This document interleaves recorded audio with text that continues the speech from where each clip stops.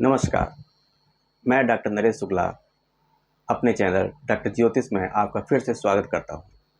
पिछले वीडियो में मैंने आपको बताया था कि मैं बुधादित्य योग के बारे में आपको बताऊंगा, लेकिन किसी भी योग को पढ़ने के लिए या सीखने के लिए जो उसके कीवर्ड होते हैं, पहले उनको जानना ज़रूरी है। आप सबसे पहले उन शब्दों को जान लीजिए, उसके बाद आप किसी भी तरह की कुंडली होगी तो उसको पढ़ सकेंगे। तो आइए देखते हैं कुंडली पढ़ने के जो फंडामेंटल हैं उनको हम लोग सीखते हैं।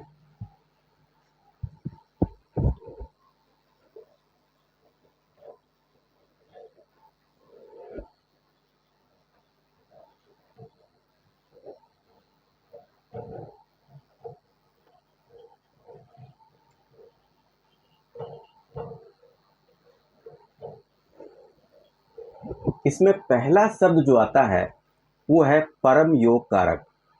शब्द को ध्यान दीजिए और उसको लिख लीजिए, फिर मैं इसका मतलब बताऊंगा। परम योग कारक सीक्वेंस में ही लिखिएगा, आगे पीछे मत लिखिएगा। जो चीज़ मैं लिखवा रहा हूँ उनको सीक्वेंस में, क्यों, उसके बाद मैं उसका मतलब भी आपको बताऊंगा। पहला शब्द है परम योग। अब ये परम योग कारक क्या होता है, तो पहले डायग्राम में हम लोग देखते हैं कि परम योग कारक क्या होता है।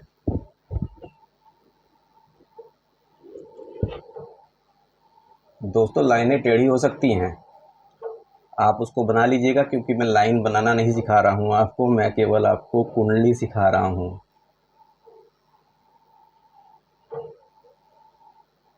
ये एग्जाम्पल है कर्क राशि का, यानी 4 नंबर। 5, 6, 7, 8, 9, 10, 11, 12, 1, 2, 3। ये सब तो आपको पता ही है। इनका जो कोड वर्ड है उनको कहा जाता है भाव। ये सारे कहलाते हैं 12 भाव। लिख लीजिए इनको भी, जब आप कोई किताब पढ़ेंगे तो उसमें शब्द यही यूज होंगे। इनको कहा जाता है भाव। इसमें 3 होते हैं त्रिकोण।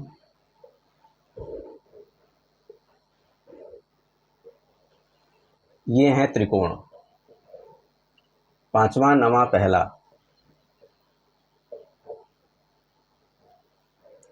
और ये जो बीच का हिस्से हैं 4, ये कहलाते हैं केंद्र। हमारे पास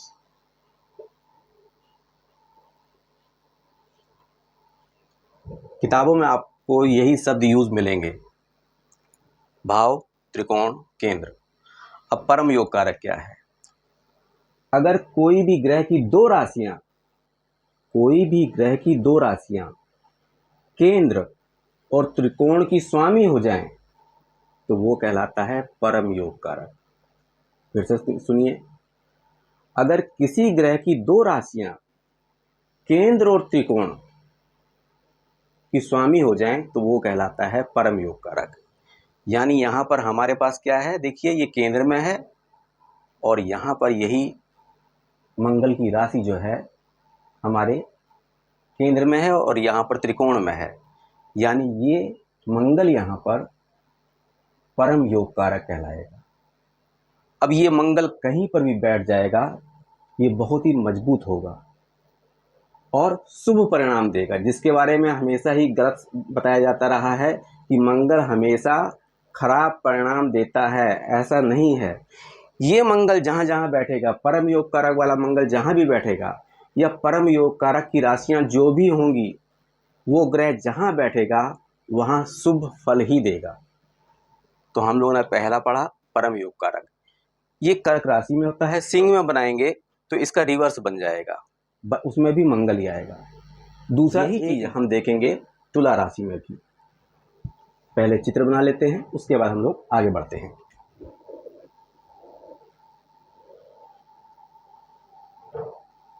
दोस्तों, जिनको थोड़ा बहुत ही आता है वो वीडियो की स्पीड को बढ़ा सकते हैं,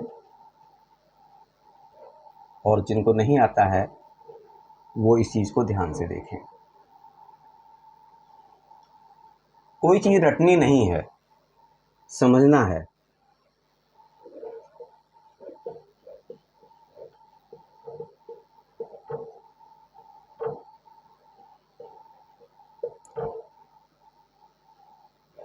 मैं यहाँ पर आपको कुंडली सिखाने आया हूँ, योगों के बारे में, केवल योगों को बताने नहीं। योगों को जब मैं बताऊँगा आपको, मैंने बुधादित्य योग के बारे में बताया था, तो मैं उसको सिखाऊंगा भी आपको, लेकिन पहले आपको ये शब्द पता होना चाहिए।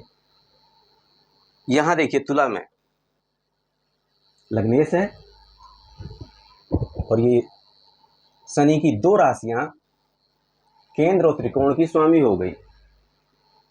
ये हो गए यहाँ पर शनि परम योग कारक।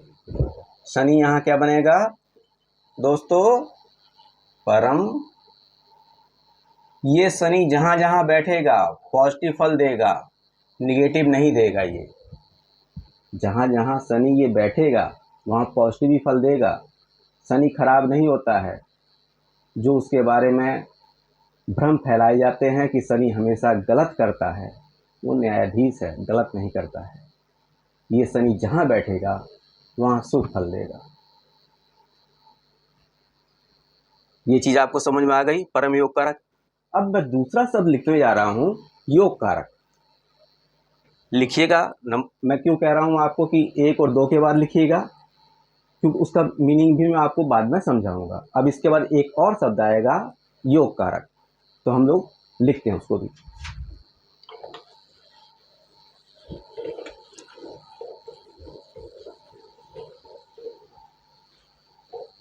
लग्न का स्वामी कुछ भी हो जाए, 2 योग कारक तो बनेंगे ही हमारे पास, वो भी मैं समझाता हूं आपको। नंबर 2 डालिए और लिखिए योग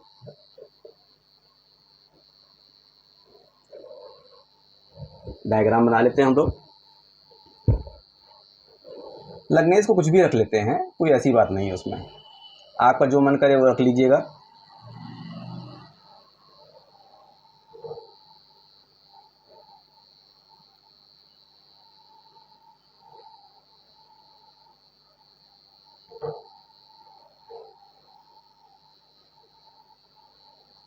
लाइनें थोड़ी टेढ़ी हो जा रही हैं, कोई बात नहीं, आप लोग तो कर सीख गए होंगे।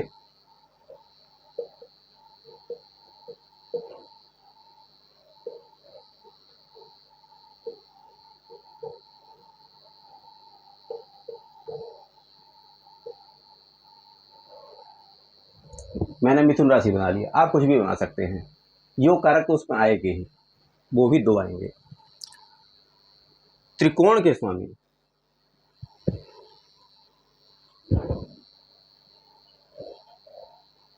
पांचवा घर, नवा घर, ये कहलाते हैं परम सॉरी योग कारक।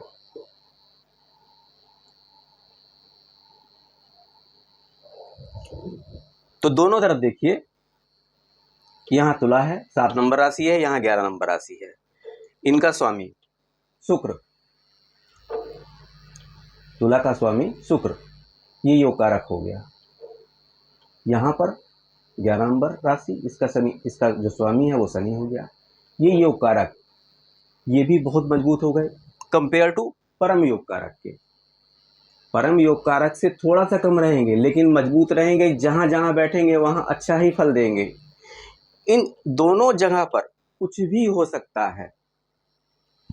जैसे यहाँ पर 7 नंबर है और यहाँ पर 11 नंबर है, यहाँ कुछ भी हो सकता है। मंगल भी हो सकता है, सूर्य भी हो सकता है, कुछ भी राशि हो सकती है, कोई भी स्वामी हो सकता है। वो हमेशा आपको अच्छा फल ही देंगे।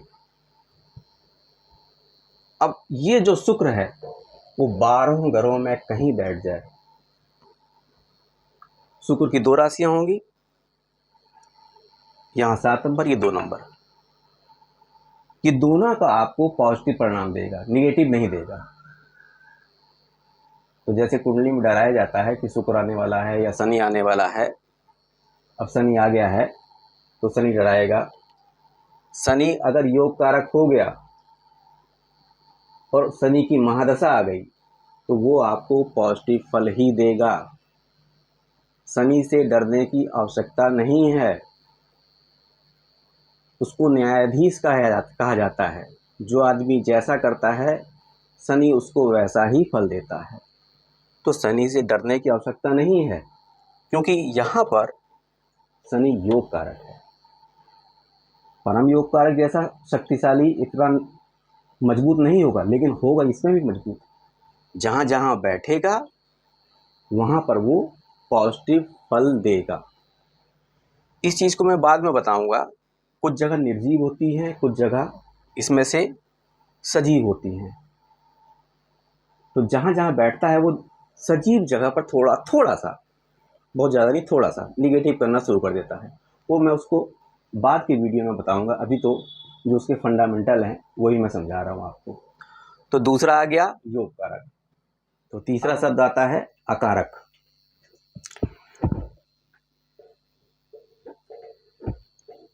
ये लाइन से लिखिएगा, अभी मैं बताने जाऊंगा इसके बाद कि मैं ये लाइन से क्यों लिखवा रहा हूँ आपको। फिर एक चित्र बना लेते हैं, उससे समझते हैं हम लोग। लाइनें मेरी भी दोस्तों आपकी तरह सीधी होती जा रही हैं। अब आप तो अच्छे से बना लेते होंगे।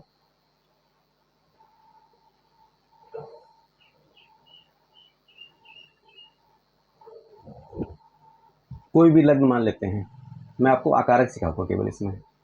किसी भी लग्न को देख लेते हैं हम लोग, उसके बाद हम लोग देखते हैं कि आकारक क्या होगा इसमें।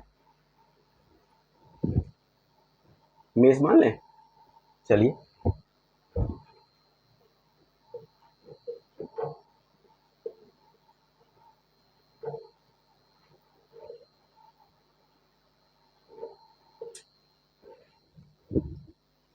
अब इसमें हमको देखना है आकारक। 6, 8, 12 के जो स्वामी होंगे वो आकारक कहलाएंगे। 6, 8, 12। तो सबसे पहले आप आ जाइए 6 पे। यहां पर आकारक क्या बन रहा है हमारे पास? बुध। इसकी दूसरी राशि कहां, देखिए जरा ध्यान से। ये अकारक का मतलब है ये बुध जहां भी बैठेगा उन भावों को निगेटिव ही करेगा। ये बुध जहां भी बैठेगा उन भावों को निगेटिव करेगा। ये चाहे केंद्र में बैठ जाए, चाहे त्रिकोण में बैठ जाए। मान लिया बुध यहां बैठ गया, जब बुध की दशा आएगी तो 6 नंबर और 3 नंबर इन भावों का स्वामी है वो, इनकी परेशानियां देना शुरू कर देगा वो, क्योंकि बुध अकारक है। यानी बीमारी संबंधित, कर्ज संबंधित, शत्रु संबंधित परेशानियां देना शुरू कर देगा।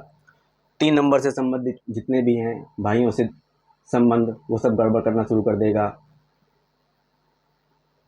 तो इन दोनों की परेशानियां देगा। यहां पर कुछ भी हो सकता है।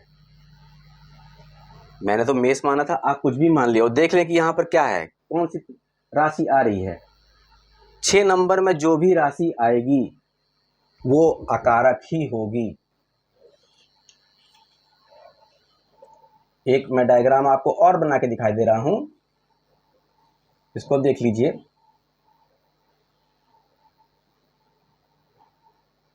मेष माना था, कुछ और मान लेते हैं।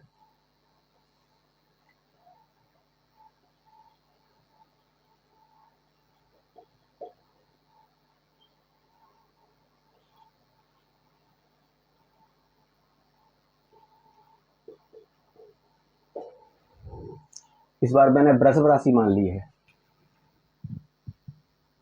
अब यहां देखिए, छठे पे आ गया तुला। इसका स्वामी है शुक्र। नीचे दिखाई दे रहा है दोस्तों आपको, कहां कहां का स्वामी हो गया ये त्रिकोण का भी स्वामी हो गया, जो हमने पहले आपको लिखवाया था। तो ये योग कारक ही गिना जाएगा, ये आकारक में नहीं गिना जाएगा। इसलिए मैंने आपको सिखाया था कि पहले हमको देखना है परम योग कारक, उसके बाद देखना है योग कारक, उसके बाद देखना है आकारक। यहां पर जो शुक्र होगा, छठे का स्वामी तो हो रहा है लेकिन वो त्रिकोण का भी स्वामी हो रहा है, तो ये निगेटिव फल नहीं देगा। लेकिन यहां पर देखिए, ये ना जो 3 नंबर राशि और 6 नंबर राशि, वो ना केंद्र की स्वामी है, ना ही त्रिकोण की स्वामी। ये बुध निगेटिव फल देगा। तो जो भी 6 का, 8 का और 12 का स्वामी होगा वो आपको हमेशा निगेटिव फल देगा, पॉजिटिव फल नहीं देगा। तो 6 नंबर के लिए हमेशा याद रखिए आकारक शब्द।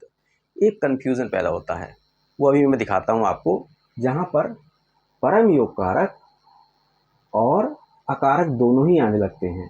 उसमें हम पहले कैसे रीड करेंगे उस चीज़ को, जो अभी हमने थोड़ी देर में आपको बताया था, सिखाया था आपको मैंने। तुला राशि में मैंने शनि को बनाया था।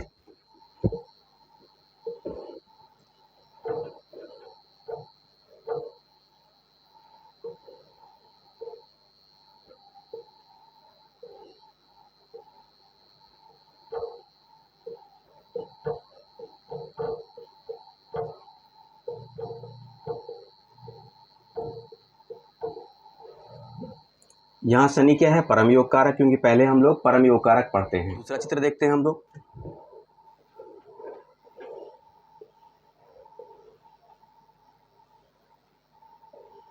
इस चित्र को ध्यान रखिएगा, यहाँ पर शनि जो है परम योग कारक है।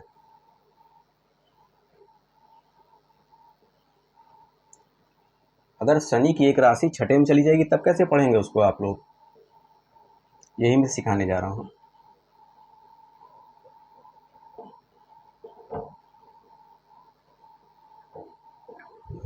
दोनों चित्रों को ध्यान से देखिए। यहाँ शनि परम योग कारक है, यहाँ मात्र योग कारक है, और इसकी एक राशि अकारक में चली गई है। तो सबसे पहले परम योग कारक देखते हैं हम लोग, उसके योग कारक देखते हैं, उसके बाद अकारक देखते हैं। यहाँ हम शनि को अकारक नहीं देखेंगे, शनि को हम लोग यहाँ पर योग कारक के रूप में देखेंगे। यानी शनि यहाँ भी जहाँ जहाँ बैठेगा इस पूरी कुंडली में वो पॉजिटिव फल देगा, उसको अकारक नहीं गिनेंगे। उसकी एक राशि जो है छठे भाव में चली गई है तो उसको हम लोग अकारक नहीं गिनेंगे। इसलिए मैंने पहले कहा था कि परम योग कारक, अकारक, इन शब्दों को तीनों को ही लाइन से पढ़िएगा। तो ये 3 शब्द आप समझ में आ गए होंगे। इसके बाद हम लोग देखते हैं जो इसमें चौथा शब्द यूज होता है मारक, वो आपको सबको पता होगा।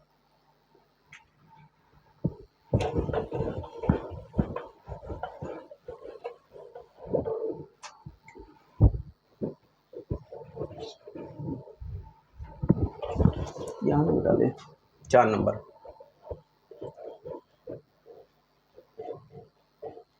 ये ज़्यादातर सबको पता होता है क्योंकि इसी के नाम से डराया जाता है सबको, जो कुछ नहीं जानते हैं। जो थोड़ा बहुत जानते हैं वो डराते हैं, जिनको सब कुछ आता है वो नहीं डराते हैं कभी किसी को। डराने का काम ज़्यादातर जो है जिनको कुछ नहीं आता है उन्हीं को डराया जाता है। कुछ भी मान लेते हैं हम लोग यहाँ पर 3 नंबर।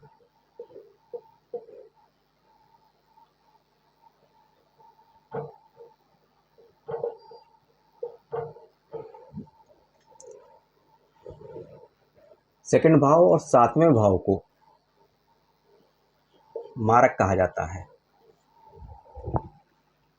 मारक के नाम से यूट्यूब पे चैनल में डराया बहुत जाता है कि मार्केस आ गया है। मार्केस का मतलब इतना ही है कि मृत्यु या मृत्यु तुल्य कष्ट। मारक का मतलब ये नहीं है कि अब टाइम आ गया है मरने का, ऐसा नहीं है। मारक का मतलब जो पढ़ाया गया है, जो सिखाया गया है किताबों में, मारक का मतलब केवल मारने वाला नहीं, मृत्यु या मृत्यु तुल्य कष्ट हैं। तो यहाँ पर 2 नंबर और 7 नंबर की राशि हमारे पास, यानी धनु राशि, कर्क राशि, यहाँ पर ये मार्केस कहलाती हैं। तो कहीं पर भी आप कोई भी चित्र देखते हैं कुंडली से संबंधित तो 2 नंबर और 7 नंबर को देखिए। वहाँ पर जब उनकी दशा या अंतर्दशा आएगी, और कुंडली को पढ़ने के लिए पूरी कुंडली को देखना चाहिए, एनालाइज करना चाहिए। केवल एक ग्रह को देख के कुंडली का एनालाइजेशन नहीं करना चाहिए, सभी ग्रहों को देखना चाहिए। एक ग्रह से कुंडली का एनालाइजेशन हमेशा ही गलत होगा। जो आप प्रेडिक्शन करेंगे वो हमेशा गलत होगा। तो सही प्रेडिक्शन करने के लिए कुंडली को पूरे रूप में एनालाइज करिए। अब इसका एक 5वां शब्द आता है बाधक।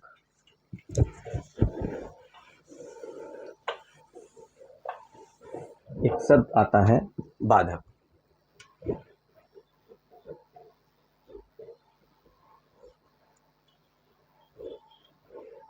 फिर एक चित्र बना लेते हैं हम लोग। चित्र के द्वारा हम जो है उसको समझते हैं।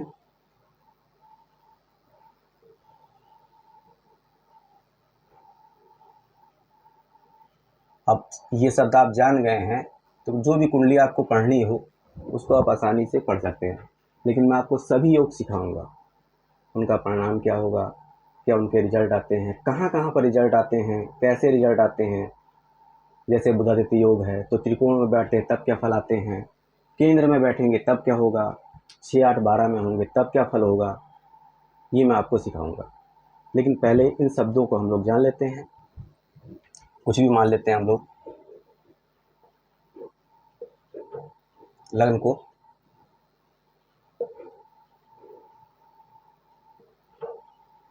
मैंने वृषभ माना है, आप कुछ भी मान लीजिएगा, रिजल्ट एक ही आएगा। मैंने कहा है रटिए नहीं, समझिए।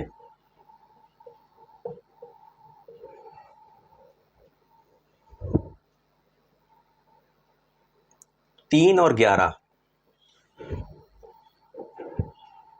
के स्वामी के साथ अगर 6, 8, 12 के स्वामी शामिल हो जाएं, 3 और 11 के साथ, जैसे 3 के साथ 6, 8, 12 का स्वामी शामिल हो जाएगा तो वो कहलाएगा बाधक। यानी जब उसकी दशा अंतरदशा आएगी तो वो अच्छा फल नहीं देगा, एक न्यूट्रल सा समस्याएं पैदा करेगा बीच बीच में। लेकिन बहुत ज़्यादा समस्या नहीं, ऐसा नहीं कि सारे काम जो है खराब हो जाएंगे, ऐसा कुछ नहीं है। तो 3, 11 के स्वामी अगर 6, 8, 12 के स्वामी के साथ हो जाए, यानी उनकी एक राशि 3 में हो या 11 में हो, उसके साथ वो 6, 8, 12 दूसरी राशि है वो 6, 8, 12 में हो जाए तो वो बाधक कहलाएंगे। लेकिन थोड़ी सी यहाँ पर एक टेक्निक पॉइंट है, छोटा सा पॉइंट है, उसको समझ लीजिए। 3, 11 के स्वामी की दूसरी राशि अगर केंद्र और त्रिकोण में चली जाए तो बाधकत्व खत्म हो जाएगा, बाधकत्व खत्म हो जाएगा, वो पॉजिटिव फल ही देगा।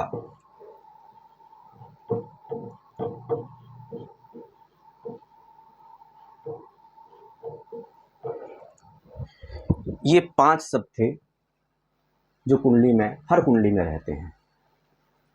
इसके बाद जो है, अब जो मैंने पिछले वीडियो में आपसे कहा था कि आपको बुधादित्य योग सिखाऊंगा, कैसे फलित होता है। हिंदुस्तान में 90% लोगों में बुधादित्य योग बनता है, उसके बाद भी वो फलित नहीं होता है। क्या कारण है? कुछ तो कारण होंगे। कहीं वो 6, 8, 12 में बन रहा है, कहीं त्रिकोण में बन रहा है, कहीं केंद्र में बन रहा है। केंद्र में बनने पे भी अच्छा फल नहीं दे रहा है। तो अगले वीडियो में हम पढ़ेंगे बुधादित्य योग, और मैं इन शब्दों का ही यूज़ करूँगा आगे चल के भी। तो सीखते रहिए आप लोग, और मेरे वीडियो को लाइक करिए, चैनल को सब्सक्राइब करिए। आपका प्यार हमेशा बना रहे, आपका आशीर्वाद हमेशा बना रहे। नमस्कार।